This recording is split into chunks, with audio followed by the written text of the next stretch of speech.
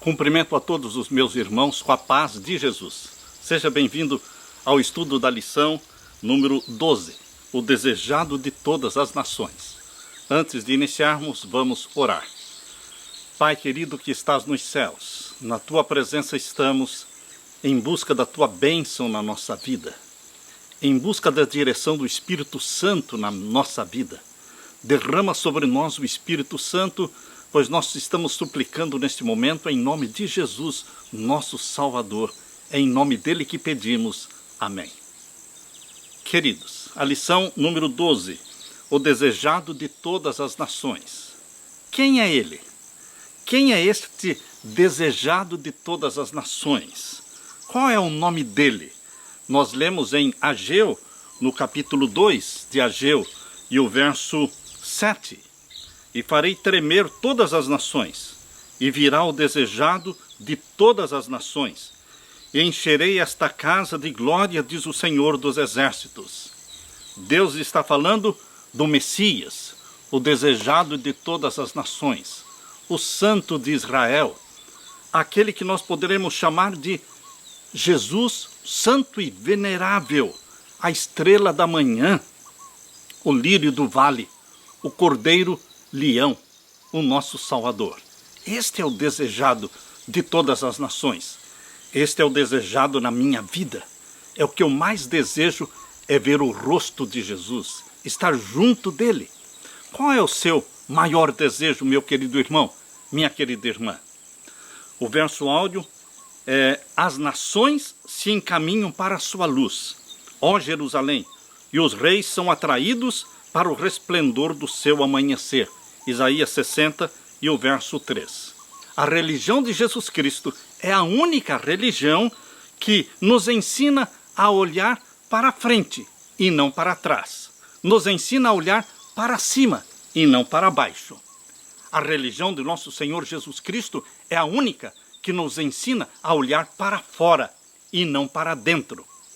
Não é para dentro de nós mesmos que nós buscamos a salvação. Não é para dentro de nós mesmos que nós deveremos olhar buscando santidade. Na religião de Jesus, a salvação vem de fora. Na religião de Jesus Cristo, a santidade vem de fora. Vem daquele que é o Santo de Israel. Por isso, nós dizemos santo, santo, santo. Esse Deus santo quer nos dar também da sua santidade. Em Isaías 55, verso 7, nós lemos que o ímpio abandone o seu mau caminho, e o homem mau os seus pensamentos. Converta-se ao Senhor, que se compadecerá dele. Volte-se para o nosso Deus, porque ele é rico em perdoar. A base e fundamento da nossa salvação não é o pecado, e sim o perdão. Bendito seja Deus pelo perdão. Como disse Isaac Newton. Isaac Newton, no final da sua vida, quando ele já estava tendo depressão e perda de memória, ele disse o seguinte: eu quero manter em minha memória a lembrança de pelo menos duas coisas. A lembrança de duas coisas: que eu sou um grande pecador e que Jesus Cristo é o meu grande Salvador. Aleluia! Assim também você e eu podemos dizer: mantenha, Pai querido, na nossa memória esta lembrança que nós somos grandes pecadores, mas que Jesus Cristo é o nosso grande Salvador. Aleluia! Na parte de domingo, os efeitos do pecado está concentrado no capítulo 59 de Isaías. Eu convido você para abrir a sua Bíblia em Isaías capítulo 59. Queridos, o grande obstáculo que impede que Deus ouça os pecadores e os ímpios não é o pecado. Não é o pecado em si, mas é o pecado acariciado. É o pecado consciente. É o pecado voluntário. Este sim impede que Deus ouça as nossas orações. Nós lemos aqui em Isaías 59, versos 1 e 2. Eis que a mão do Senhor não está encolhida, para que não possa salvar, nem o seu ouvido agravado para não poder ouvir. Os ouvidos de Deus estão abertos para o seu clamor, para a sua súplica. Aqui diz que a mão de Deus não está encolhida.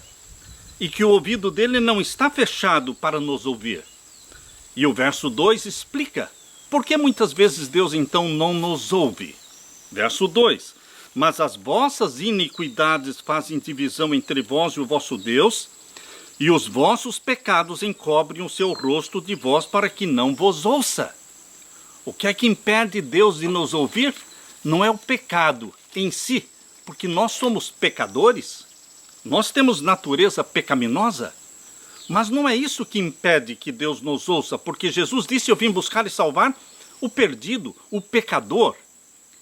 O que pode realmente ser um grande obstáculo para Deus nos ouvir e nos atender não é o fato de sermos pecadores, não é o fato de termos a natureza pecaminosa, mas é o fato de nós termos pecados voluntários, acariciados, pecados conscientes, que não queremos abrir mão deles.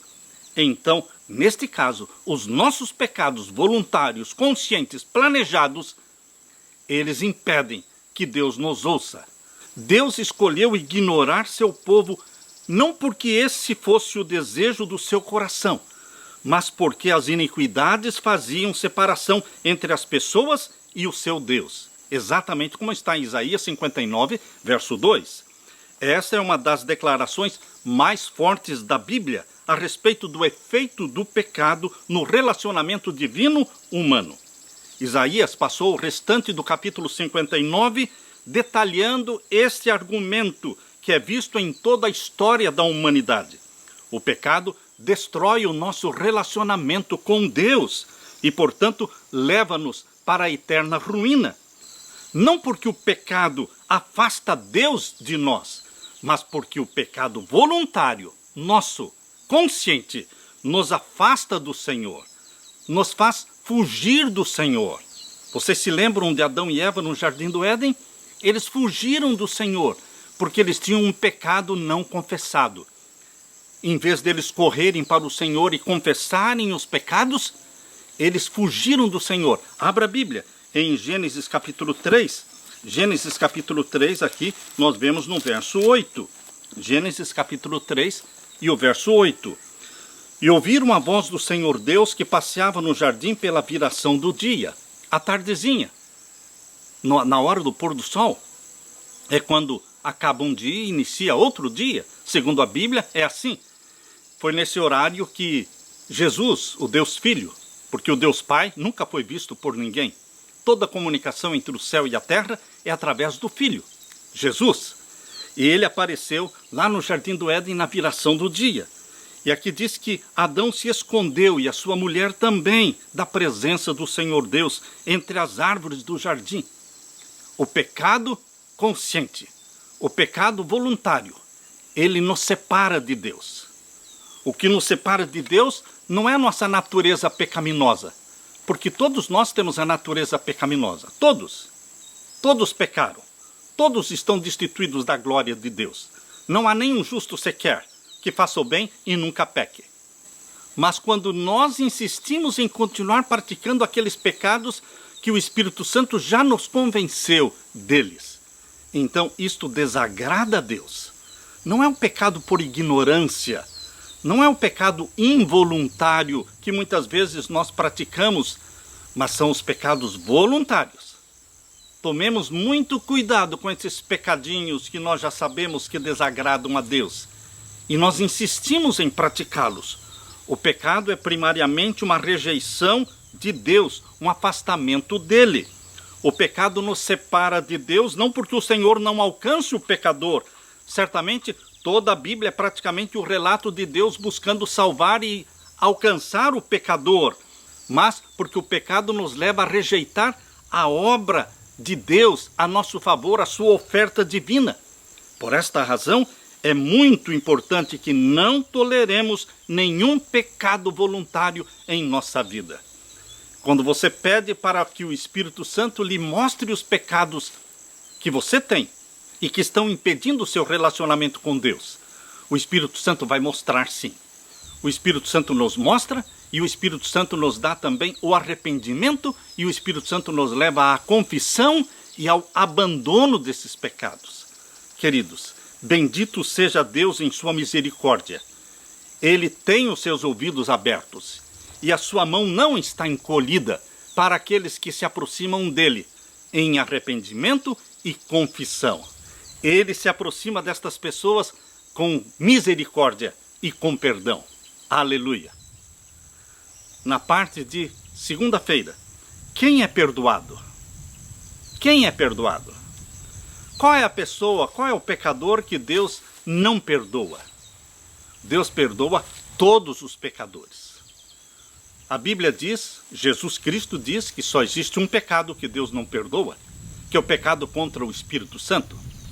Mas, queridos, o pecado contra o Espírito Santo não é um ato isolado, não é uma ação isolada, uma ação pecaminosa isolada. Não, o pecado contra o Espírito Santo é uma contínua, incessante rejeição da vontade de Deus, com conhecimento do pecado.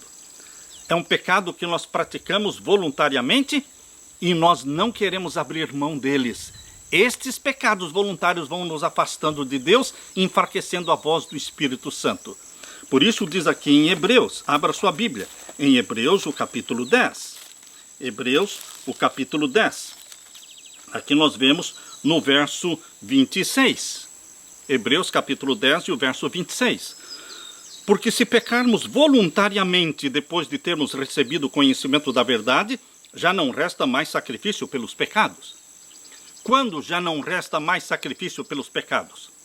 Quando é que nem mesmo o sangue de Jesus Cristo pode nos purificar? Quando? Verso 26, estou lendo, de Hebreus capítulo 10. Porque se pecarmos voluntariamente, está claro, meu querido irmão, minha querida irmã?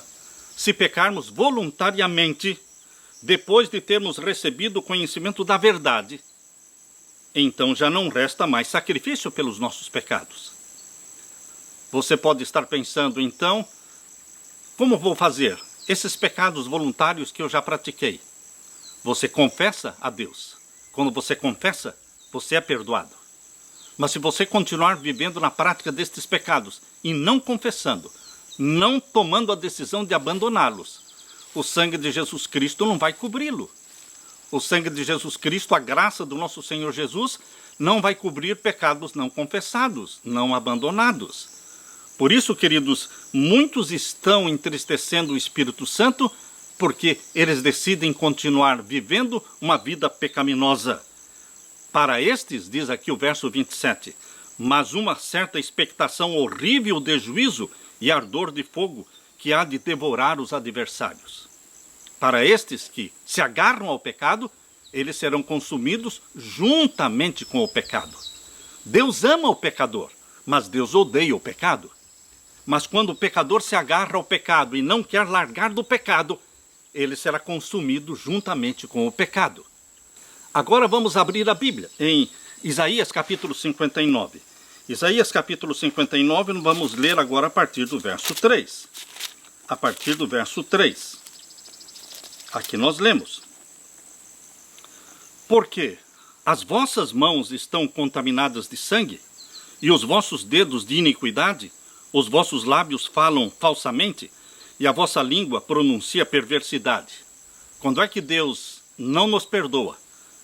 Verso 3 diz, quando as nossas mãos estão contaminadas de sangue, mas nós não estamos pedindo perdão, e os nossos dedos estão cheios de iniquidade, e os nossos lábios falam falsamente, e a nossa língua pronuncia perversidade. Se não houver arrependimento, não há perdão. Mas com todos esses pecados mencionados aqui no verso 3, de Isaías 59, se houver arrependimento, aleluia, haverá perdão. Isto é graça divina. Verso 4, ninguém há que clame pela justiça, nem ninguém que compareça em juízo pela verdade. Confiam na vaidade e andam falando mentiras, concebem o trabalho e produzem a iniquidade. E o verso 7, os seus pés correm para o mal e se apressam para derramarem o sangue inocente. Os seus pensamentos são pensamentos de iniquidade, destruição e quebrantamento há nas suas estradas. Aqui, o profeta Isaías está descrevendo a situação do povo de Deus antes do exílio. Por isso eles foram para o exílio de 70 anos em Babilônia, porque esta era a condição do povo de Deus naquele tempo. Eles viviam no pecado, estavam afundados no pecado e não houve arrependimento. E o verso 11, aqui lemos: esperamos o juízo e ele não aparece, pela salvação e está longe de nós. É obviamente que a salvação está longe daqueles que não confessam, para aqueles que não se arrependem. Por isso eles estão dizendo: a salvação está longe de nós. E o verso 12: porque as nossas transgressões se multiplicaram perante ti, e os nossos pecados testificam contra nós, porque as nossas transgressões estão conosco, e conhecemos as nossas iniquidades. Você está percebendo que estes pecados cometidos pelo povo de Deus antes do exílio de Babilônia, aqui em Isaías 59, são descritos como pecados conscientes? Eles eram conhecidos, pecados conhecidos, diz aqui, olha, porque as nossas transgressões estão conosco e conhecemos as nossas iniquidades. Eles estão dizendo: nós sabemos quais são os nossos pecados, só que não nos arrependemos, só que não confessamos. E o verso 13: como o prevaricar e mentir contra o Senhor, e o retirarmos-nos do nosso Deus, o se afastar de Deus, o falar de opressão e rebelião, o conceber e expectorar o coração palavras de falsidade. Veja como estava a verdade no tempo de Isaías, verso 14: pelo que o juízo se tornou atrás, e a justiça se pôs de longe, porque a verdade anda tropeçando pelas ruas, e a equidade não pode entrar. Será que a condição do povo de Deus hoje não está igual ao tempo do profeta Isaías, quando diz que a verdade anda tropeçando pelas ruas? As pessoas não estão em busca da verdade, porque Jesus disse: eu sou a verdade, o caminho e a vida. Ninguém vem ao Pai senão por mim. João 14,6. Jesus disse em João 17,17: a tua palavra é a verdade. Mas ninguém quer saber disso. Eles querem milagres, eles querem prosperidade, eles querem curas, mas eles não querem confissão, eles não querem abandono do pecado. Por isso a verdade anda tropeçando pelas ruas e a equidade, a justiça não pode entrar. Verso 15: sim, a verdade desfalece, e quem se desvia do mal arrisca-se a ser despojado. E o Senhor ouviu e pareceu mal aos seus olhos que não houvesse justiça. Queridos, verso 19 diz: então temerão o nome do Senhor, desde o poente e a sua glória desde o nascente do sol. Vindo o inimigo como uma corrente de águas, o Espírito do Senhor arvorará contra ele a sua bandeira. Deus está dando misericórdia. Deus está mostrando que há perdão sendo oferecido. Por pior que seja a condição do povo de Deus no tempo de Isaías, por pior que seja a condição do povo de Deus em nossos dias, na minha igreja, na sua igreja, meu querido irmão, existe esperança. E a esperança do capítulo 59 está aqui no verso 19. Então temerão o nome do Senhor desde o poente e a sua glória desde o nascente do sol, vindo o inimigo como uma corrente de águas. O Espírito do Senhor arvorará contra ele a sua bandeira. O Espírito Santo, o Espírito do Senhor, levanta contra ele a bandeira da nossa salvação, a bandeira de Emanuel, a bandeira ensanguentada de Emanuel, Deus conosco. E o verso 20: e virá um Redentor a Sião. Aleluia! Sião aqui é Jerusalém. No Novo Testamento, Sião pode ser a igreja de Deus, pode ser a Nova Jerusalém. Queridos, e virá um Redentor a Sião. Existe um Redentor. Existe um Cordeiro leão, um Cordeiro que morreu pelos nossos pecados e que ressuscitou e que se assentou à direita do Pai no céu. E hoje ele é o leão da tribo de Judá, que ele intercede e defende você. Por isso diz aqui: virá um Redentor a Sião, e aos que se desviarem da transgressão em Jacó, diz o Senhor.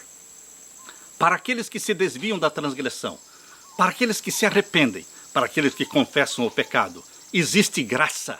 Aleluia! Alegre-se, regozije-se na graça do nosso Senhor Jesus Cristo, porque existe um Redentor para aqueles que se desviam da transgressão em Jacó, diz o Senhor Deus. Bendito seja o Deus eterno, com a sua graça, com a sua misericórdia, que nos é nova cada manhã. Aleluia! Na parte de terça-feira, apelo universal. Abra sua Bíblia em Isaías 60. Isaías capítulo 60, nós vamos ver o verso 1 e o verso 2. Qual é o apelo universal que Deus está fazendo para os daquele tempo e para os nossos dias? Aqui diz: levanta-te e resplandece, porque já vem a tua luz e a glória do Senhor vai nascendo sobre ti. Lembre-se que estes versos, que esta mensagem de esperança, esta mensagem foi dada antes do cativeiro de 70 anos em Babilônia. O povo de Deus seria levado como escravo para a Babilônia. Lá eles ficariam 70 anos.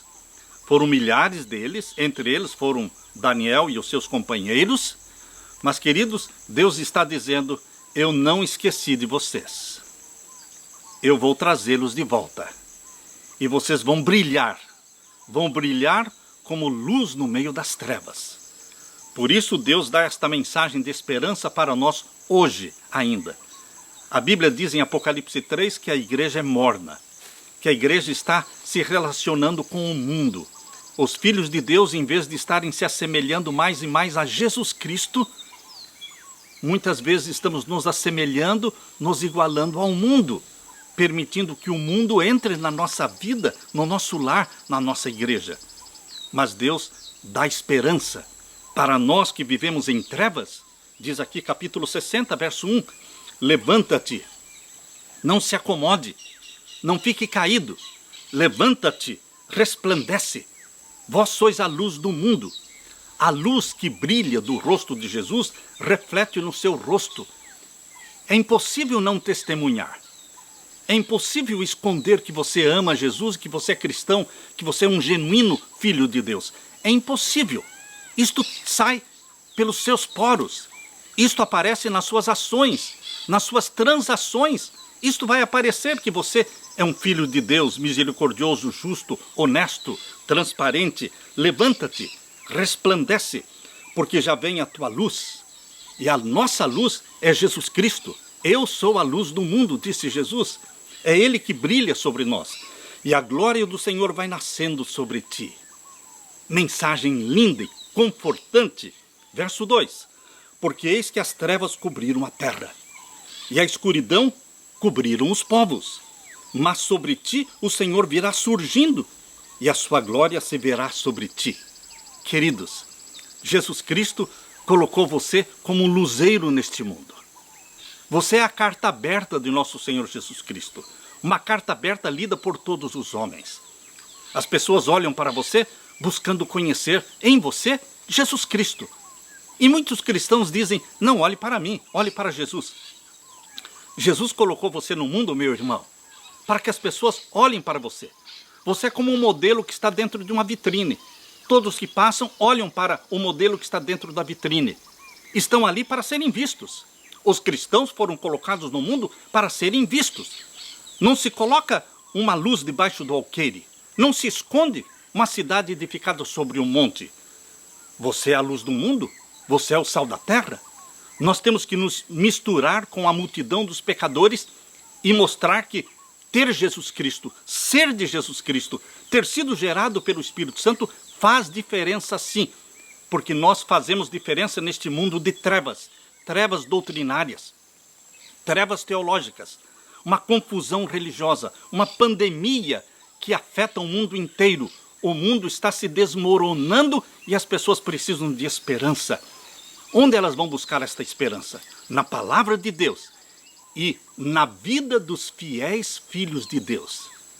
A vida dos fiéis filhos e filhas de Deus, a vida deles vai brilhar. Por isso diz aqui: porque eis que as trevas cobriram a terra e a escuridão os povos. Mas sobre ti o Senhor virá surgindo e a sua glória se verá sobre ti. E o verso 3.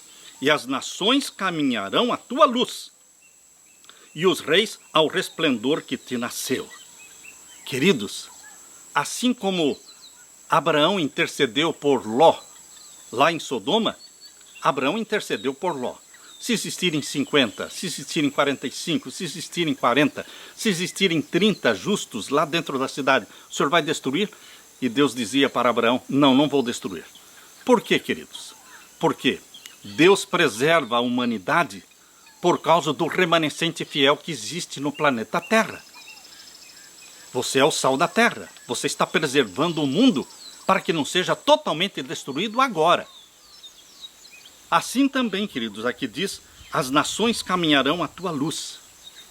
Mesmo as nações que não conhecem Jesus, mesmo os ímpios e os pagãos, eles devem a você, cristão.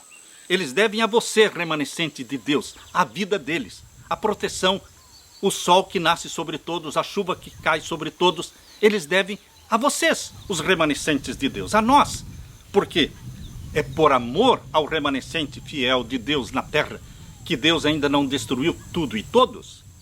E as nações caminharão à tua luz, e os reis ao resplendor que te nasceu. Ainda aqui no capítulo 60 de Isaías, eu quero ler para vocês o verso 10. E os filhos dos estrangeiros edificarão os teus muros, e os seus reis te servirão, porque no meu furor te feri, mas na minha benignidade tive misericórdia de ti. Eu te mandei para o cativeiro, por causa dos seus pecados, da sua apostasia, mas eu tive misericórdia de ti, e te trouxe de novo, de volta para Jerusalém, para que você brilhe. Queridos, este plano de Deus, de trazer de volta o seu povo do exílio babilônico, trazê-los para Jerusalém, e fazer com que a atenção das nações, outras nações, que não conheciam o Deus de Israel, fossem atraídas para o Deus de Israel. Este é o plano A. Este era o plano A do nosso Deus, de evangelizar o mundo através do Israel literal. Esse plano A falhou, queridos, porque quando o Messias veio, o Israel literal rejeitou o Messias, mas o plano de Deus não falhou, porque Deus tem o plano B. O plano B é o Novo Testamento. E agora o remanescente fiel não é o Israel literal, mas é o Israel espiritual. E Deus pretende cumprir com este propósito, conforme diz lá em Apocalipse 21. Você leia aqui em Isaías capítulo 60 e o verso 11. E quando você estiver lendo Isaías 60, verso 11, lembre-se que estas palavras são conhecidas a você e a mim, porque nós encontramos destas mesmas palavras em Apocalipse 21. Leia agora, Isaías 60, verso 11. E as tuas portas estarão abertas de contínuo, nem de dia nem de noite se fecharão, para que te tragam a ti as riquezas das nações e conduzidos com elas os seus reis. Queridos, em outra parte da Bíblia, nós já lemos que as portas da Jerusalém não seriam fechadas. Só que agora, no Novo Testamento, em Apocalipse 21, não está falando da Jerusalém antiga, mas da Nova Jerusalém, onde fala que as portas da Nova Jerusalém não serão fechadas. Aqui nós lemos, Apocalipse 21, aqui nós lemos no verso 23. E a cidade não necessita do sol nem da lua, para que nela resplandeçam, porque a glória de Deus a tem alumiado, e o Cordeiro é a sua lâmpada. E as nações andarão à sua luz, e os reis da terra trarão para ela a sua glória e honra, e as suas portas não se fecharão de dia, porque ali não haverá noite. Vocês estão percebendo que a revelação que Jesus Cristo fez a João, lá na ilha de Patmos, é um complemento do plano A? O plano A falhou, porque Israel literal fracassou, mas o plano B, com Israel espiritual, com a Nova Jerusalém, não vai falhar. Porque o Messias não falhou na sua missão. O Messias morreu pela humanidade. O Messias ressuscitou e subiu ao céu. Ele vai voltar. E, queridos, ele vai implantar o reino da glória do nosso Senhor Jesus Cristo. Será implantado, sim. Nós lemos aqui no capítulo 60, Isaías capítulo 60 e o verso 12. Porque a nação e o reino que te não servirem perecerão. Sim, no plano B, todos os que rejeitarem Jesus Cristo serão destruídos na segunda vinda de Jesus Cristo e serão queimados no final dos 1000 anos. A glória do Líbano virá a ti. O povo de Deus brilhará. A nova Jerusalém e a nova terra terá a glória do Líbano, diz aqui. A glória do Líbano virá a ti. E aqui diz o verso 14. Também virão a ti inclinando-se os filhos dos que te oprimiram, E chamar-te-ão a cidade do Senhor, a Sião do Santo de Israel. Qual é a Sião do Santo de Israel do Novo Testamento? A Nova Jerusalém. Queridos, nós lemos aqui no capítulo 60 o plano A de Deus com Israel, literal. Mas nós que vivemos hoje, próximos da segunda vinda de Jesus, estamos a poucos passos da segunda vinda de Jesus, nós podemos entender como falhou o plano A, mas como não vai falhar o plano B. Aleluia! Aqui diz o verso 16, e mamarás o leite das nações, e te alimentarás aos peitos dos reis, e saberás que eu sou o Senhor, o teu Salvador, o teu Redentor, o possante de Jacó. Olha o nosso Messias, o nosso querido Jesus. Ele é o nosso Salvador, ele é o nosso Redentor, ele é o nosso possante de Jacó. Que expressão linda falando de Jesus. E aqui diz o verso 18, nunca mais se ouvirá de violência na tua terra. Quando vai acontecer isso? Na nova terra. De desolação ou destruição nos teus termos, mas aos teus muros chamarás salvação, e às tuas portas louvor. Nunca mais, diz o verso 19 de Isaías 60, nunca mais te servirá o sol para a luz do dia. Lembram-se vocês que lemos lá em Apocalipse 21? Que a Nova Jerusalém não será iluminada pela luz do sol nem da lua, porque o Cordeiro de Deus é a sua lâmpada. Nunca mais te servirá o sol para a luz do dia, nem com o seu resplendor a lua te iluminará, mas o Senhor será a tua luz perpétua e o teu Deus a tua glória. E o verso 21, e todos os do teu povo serão justos, para sempre herdarão a terra.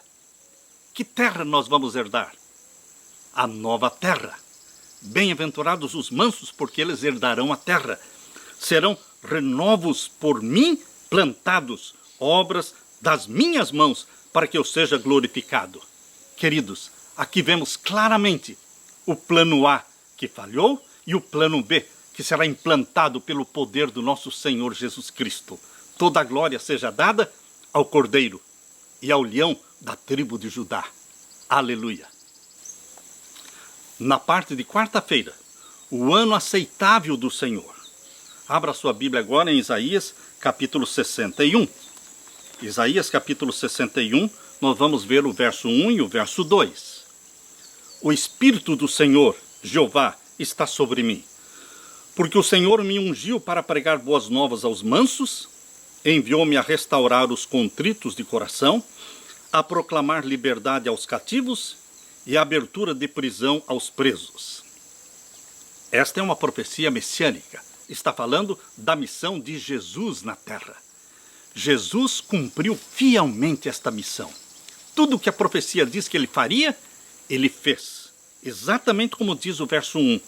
O Espírito do Senhor, o Espírito Santo, estava sobre Jesus. Ele foi gerado pelo Espírito Santo ao nascer da Virgem Maria. E ele foi batizado pelo Espírito Santo ao sair das águas do Rio Jordão. Ele era uma possessão do Espírito Santo, porque o Senhor me ungiu, diz aqui. Queridos, isto que se cumpriu com Jesus Cristo, se cumpre com você também. Ora, queridos, nós também somos filhos de Deus, gerados pelo Espírito Santo, nascemos da água e do Espírito Santo. E Deus quer que você também seja batizado pelo Espírito Santo, para que você se torne uma possessão do Espírito. Quando você abrir a sua boca, é o Espírito Santo falando.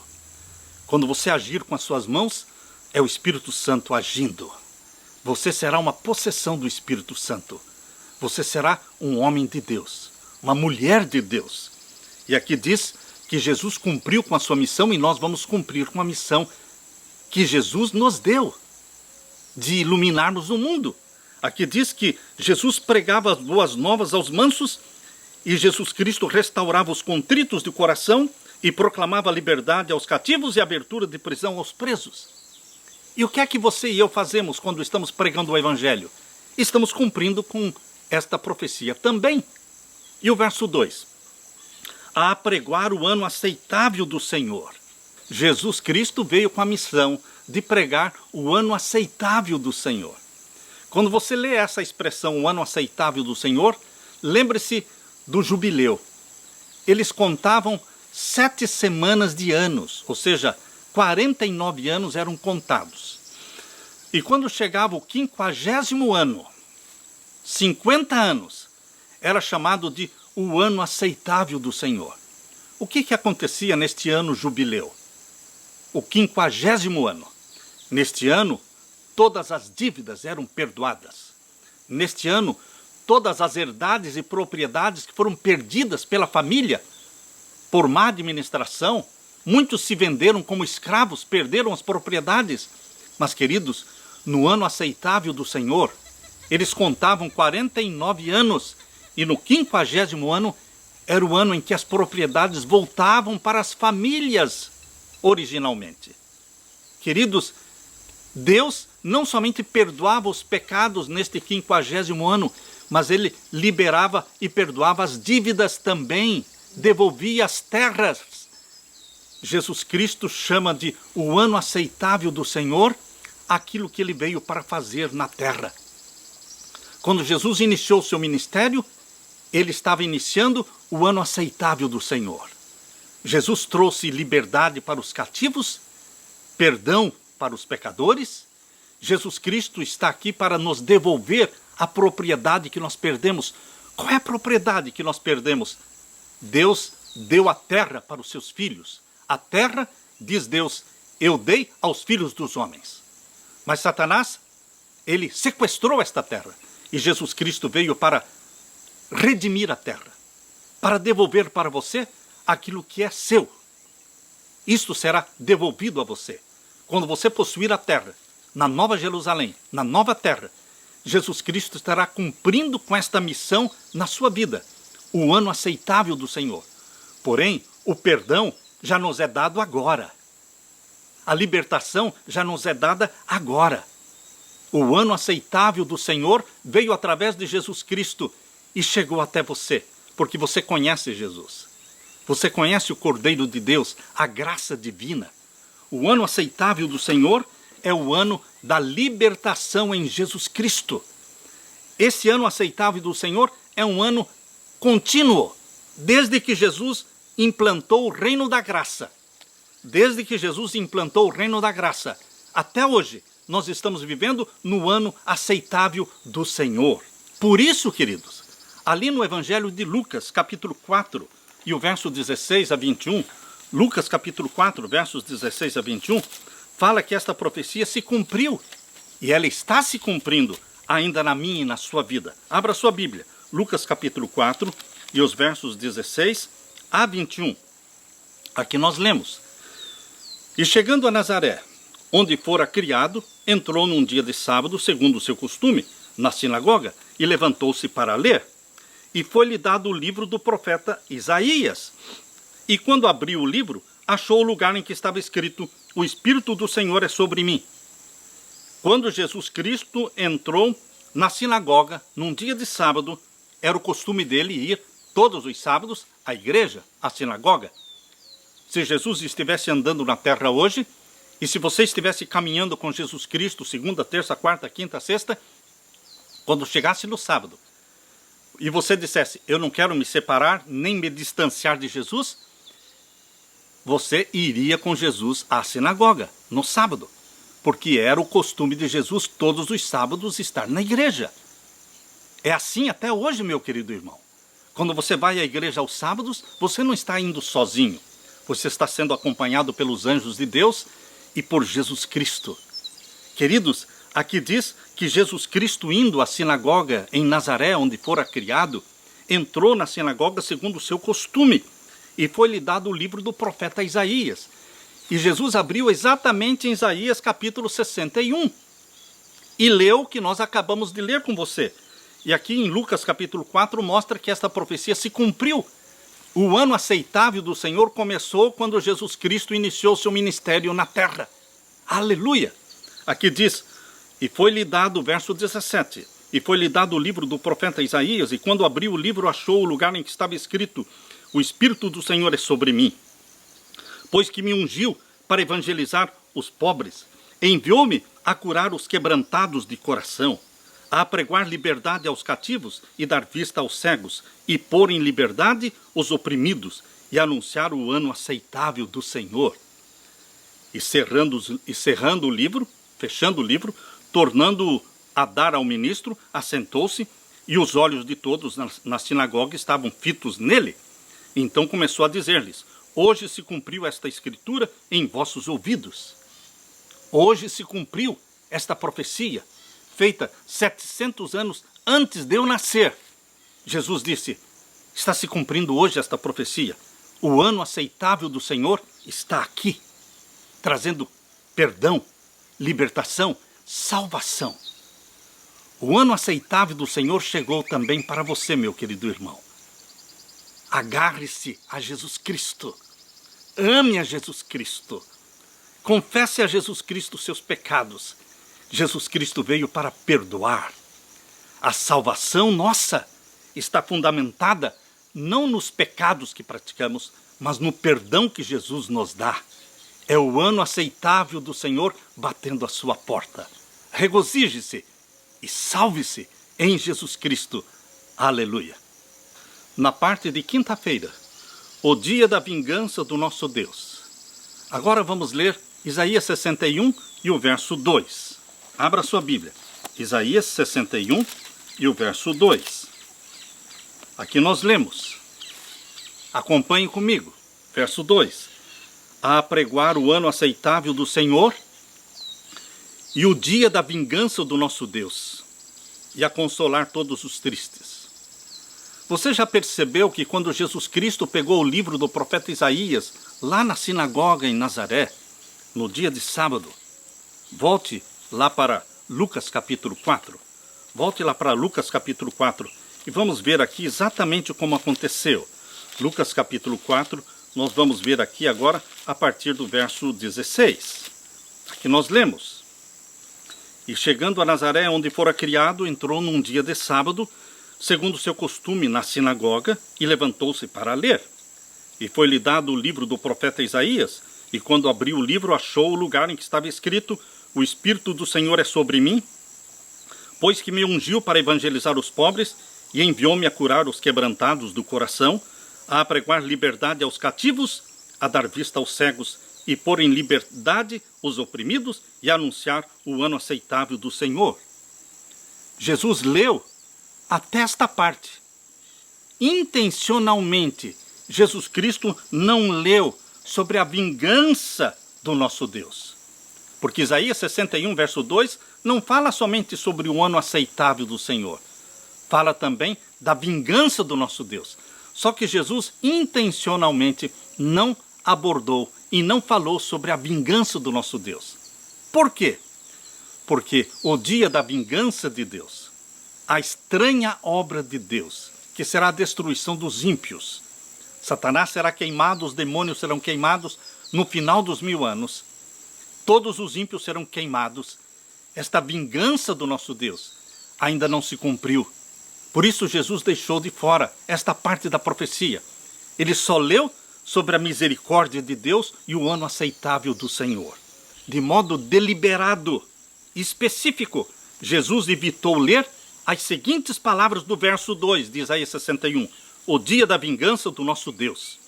Embora o seu ministério de boas novas, libertação e consolação estivesse começando a libertar os cativos da tirania de Satanás, o dia da vingança ainda não havia chegado.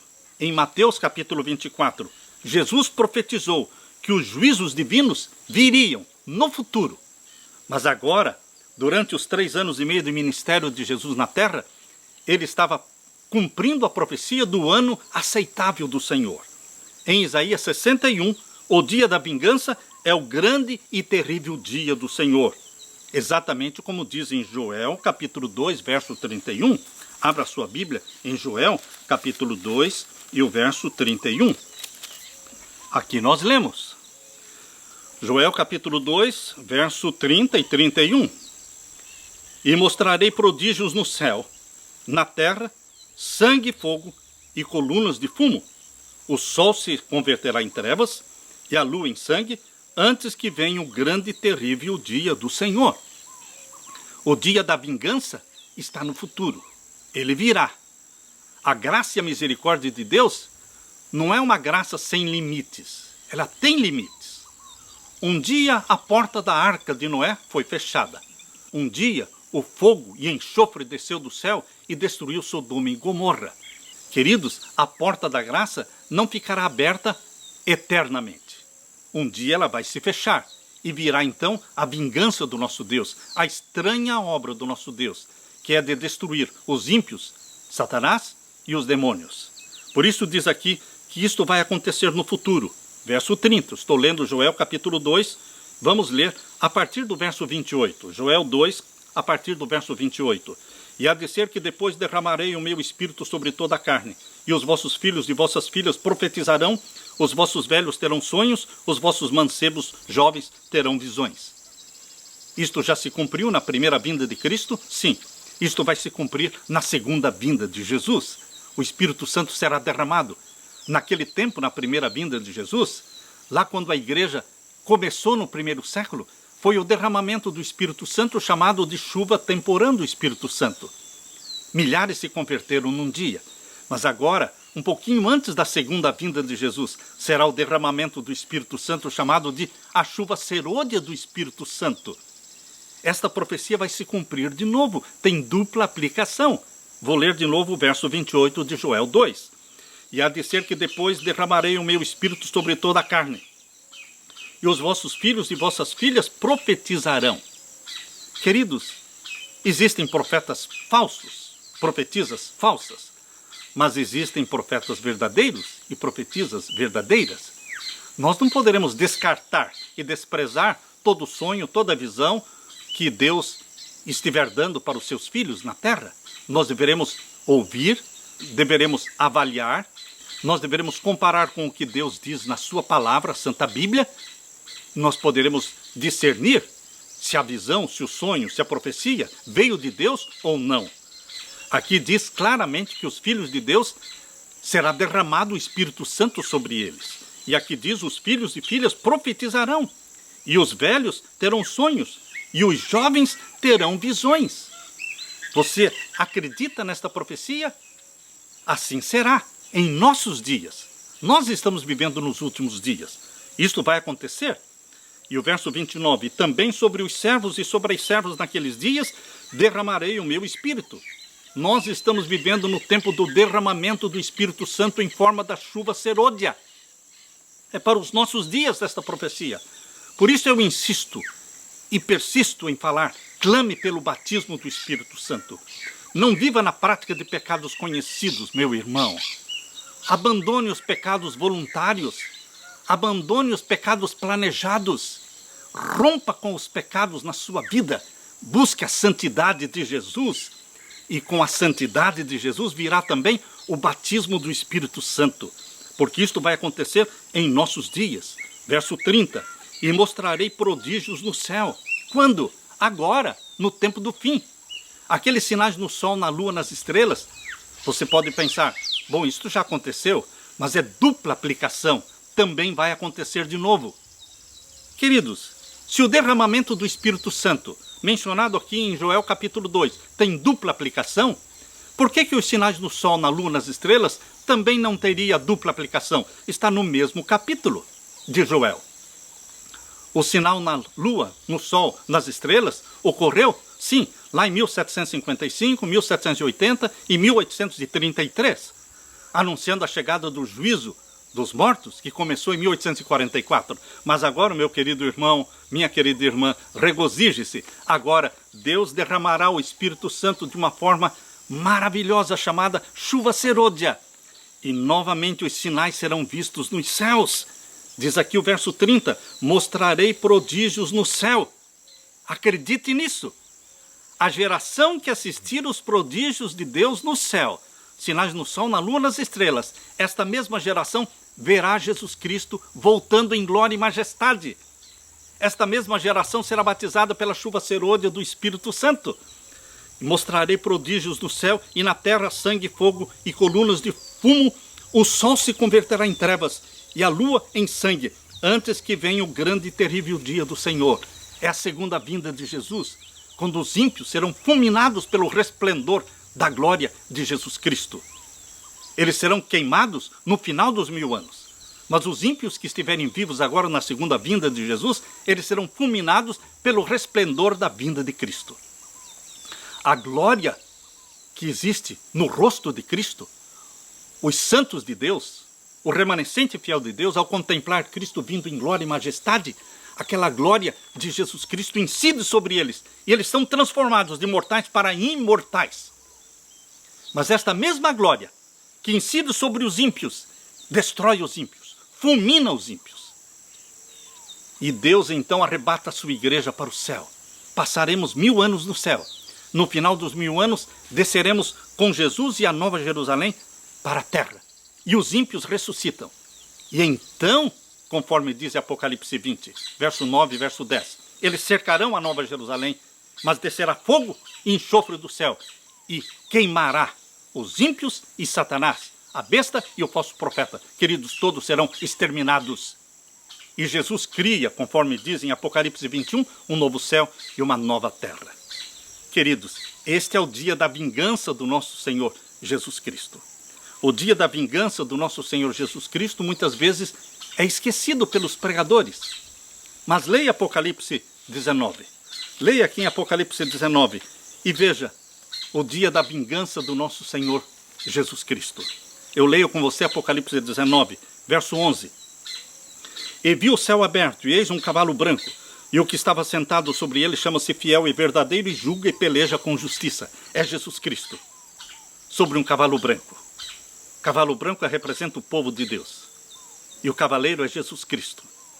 E diz o verso 12, e os seus olhos eram como chama de fogo, e sobre a sua cabeça havia muitos diademas. E tinha um nome escrito que ninguém sabia senão ele mesmo. E estava vestido de uma veste salpicada de sangue. Ele pisou o lagar sozinho. A sua veste contrasta com a veste dos santos do Altíssimo. A veste dos santos do Altíssimo são vestes brancas.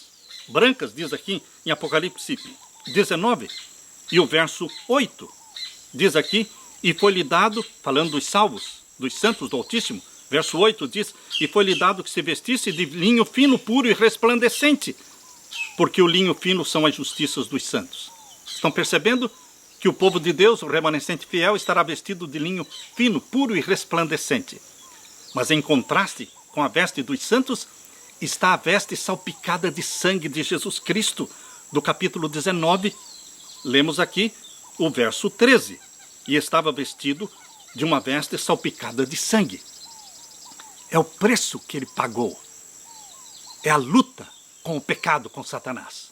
Mas ele saiu vencedor. Aleluia! E os que são de Jesus são também vencedores. E o nome pelo qual ele se chama é a palavra de Deus, o Logos, o Verbo eterno. E o verso 14, seguiam-no os exércitos no céu em cavalos brancos. Estão percebendo, queridos, que quando Jesus Cristo voltar em glória e majestade, ele virá acompanhado por um exército de cavalos brancos, assim que diz o verso 14, e seguiam-no os exércitos no céu em cavalos brancos. Qual é este exército de Jesus Cristo que vem também montado em cavalos brancos? Você pode estar pensando nos anjos, mas, queridos, os anjos não precisam montar em cavalos brancos. Eles têm asas. Eles descem do céu com Jesus Cristo, porque Jesus Cristo, diz a Bíblia, lá em Mateus capítulo 24, verso 30, diz que todos os anjos virão com Jesus Cristo. Todos os anjos. Mas aqui está falando de uma multidão que vem montada em cavalos brancos, assim como Jesus em cavalo branco também. São seres humanos redimidos e salvos que já estão no céu. Quem são eles, pastor Samuel? É aquela multidão que ressuscitou com Jesus. Lembra-se você que quando Jesus ressuscitou lá em Mateus capítulo 27, versos 51 a 53, diz que muitos corpos de santos ressuscitaram com Jesus. Muitos corpos de santos ressuscitaram glorificados, subiram para o céu como primícias dos mortos. Já estão no céu. Já está no céu uma multidão de santos glorificados. Eles descerão com Jesus Cristo na sua segunda vinda. Eles descerão acompanhando Jesus Cristo com um exército de cavalos brancos. Aleluia! Os anjos todos virão com Jesus, mas os santos do Altíssimo virão montados em cavalos brancos. Por isso diz aqui o verso 14: e seguiam-no os exércitos no céu em cavalos brancos e vestidos de linho fino, branco e puro. Se você duvida que sejam os santos do Altíssimo que já estão no céu, aqui confirma, porque estes que estão amontados em cavalos brancos, eles estão vestidos de linho fino, branco e puro. Ora, queridos, os anjos não precisam, eles nunca pecaram. Eles não estão vestidos de linho fino, puro e resplandecente. Aqui no capítulo 19 de Apocalipse, o verso 8 menciona que eles são os salvos. Portanto, estes que vêm montados em cavalos brancos acompanhando Jesus, eles são os santos de Deus, as primícias dos mortos que já estão no céu. Eles descem na segunda vinda com Jesus Cristo. E o verso 15: e da sua boca saiu uma aguda espada, para ferir com ela as nações, e ele as regerá com vara de ferro, e ele mesmo é o que pisa o lagar do vinho do furor da ira do Deus Todo-Poderoso. Esse é o dia da vingança. Esse é o dia da vingança. E no vestido e na sua coxa tem escrito este nome: Rei dos Reis e Senhor dos Senhores. E vi um anjo que estava no sol e clamou com grande voz, dizendo a todas as aves que voavam pelo meio do céu: vinde e ajuntai-vos à ceia do grande Deus. Esta é a vingança, é o dia da vingança de Deus. Mas, queridos, no dia da vingança de Deus, nós, o remanescente fiel de Deus, nós seremos transformados de mortais para imortais pelo resplendor da face de Cristo. E os ímpios serão consumidos pelo resplendor da face de Cristo. E seremos arrebatados. E viveremos com Jesus 1000 anos no céu. E depois vamos descer com ele na Nova Jerusalém. Exatamente como está descrito em Apocalipse 21, verso 1 em diante. A Nova Jerusalém descendo do céu. O tabernáculo de Deus com o seu povo. E nós habitaremos para sempre com Jesus na nova terra. Porque não haverá mais pecado. O dia da vingança de Jesus se completa no final dos 1000 anos. No final dos 1000 anos se completa o dia da vingança. Quando Satanás se torna cinzas. Os anjos, os demônios se tornam cinzas. Os ímpios se tornam cinzas. Exatamente como está em Malaquias, capítulo 4. Abra sua Bíblia, em Malaquias, capítulo 4. Exatamente como está aqui. Nós lemos a partir do verso 1. Porque eis que aquele dia vem ardendo como forno. Todos os soberbos e todos os que cometem impiedade serão como palha. E o dia que está para vir os abrasará, diz o Senhor dos Exércitos, de sorte que lhes não deixará nem raiz nem ramo. Satanás e os ímpios, todos serão queimados. Mas para vós que temeis o meu nome, veja aí a promessa feita para os santos do Altíssimo, nascerá o sol da justiça, e salvação trará debaixo das suas asas, e saireis e crescereis como os bezerros do cevadouro, e pisareis os ímpios. Este complemento do dia da vingança de Deus começa na segunda vinda de Jesus, mas se completa no final dos 1000 anos.